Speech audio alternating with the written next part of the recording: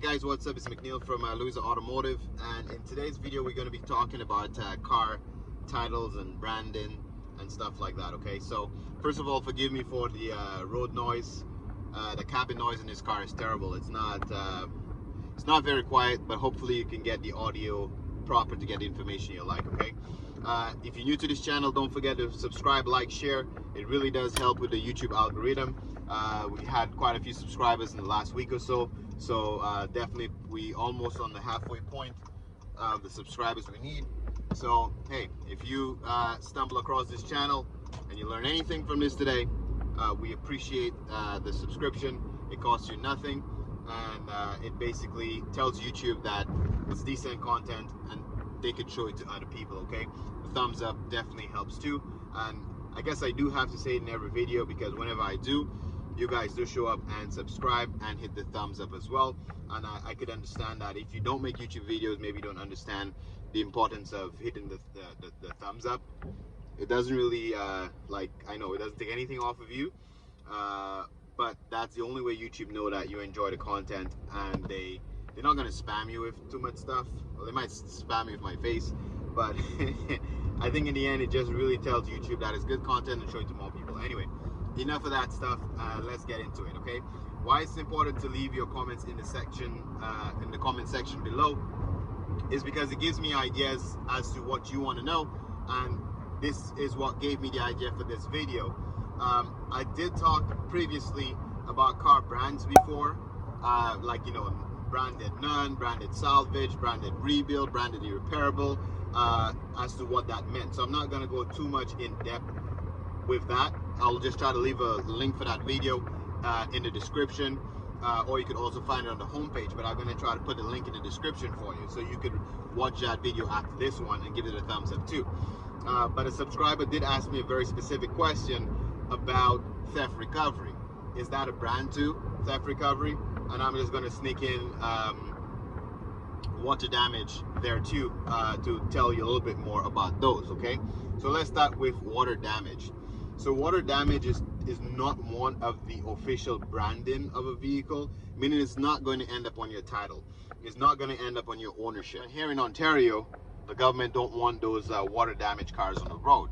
So by default, if you have a car that is or was in a flood or water damage, the ownership and title is not going to say water damage, but it's going to say irreparable because Ontario don't want it on the road. But if you're in another province like Quebec or another state, anywhere that will allow a water damage vehicle, in the brand section, it's still going to say none. It's not going to say water damage.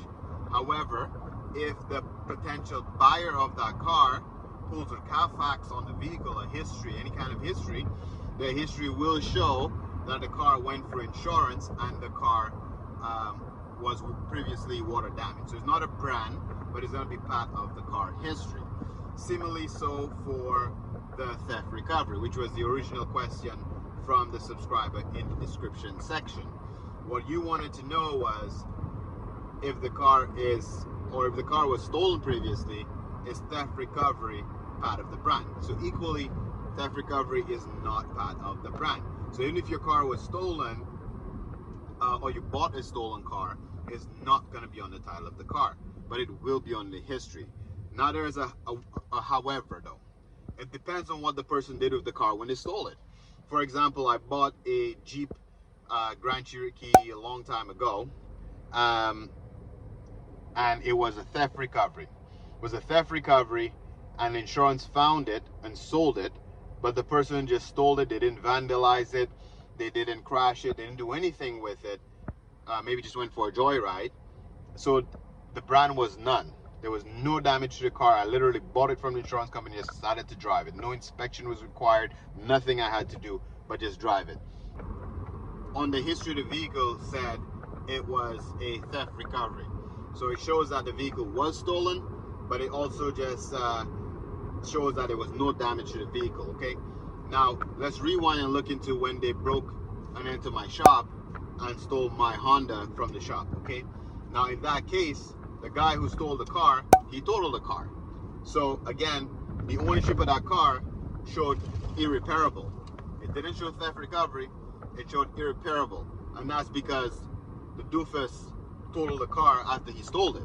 So when you pull the CarFax on that car, it's going to show theft recovery, and it's going to show total loss, and it's going to show irreparable. But remember, the brand is there because of what the thief or the crook, the criminal, did with the car after he stole it. Okay, so I hope that's very clear to you. The idea is, it doesn't really matter if somebody stole the car. Theft recovery is not a brand. Water damage is not a brand. But if somebody steals the car, that's the bottom line, or the takeaway from this video. If somebody steals the car based on what they did with the car, if they end up crashing the car and totaling it, or they have a slight accident, it could end up being branded, but that's because they probably damaged the car after. Okay, hopefully that answers the question that you had. Guys, keep giving us the thumbs up, keep leaving your comments in the description below, because definitely it gives us good ideas as to what you want to know, and I'll catch you guys in the next one.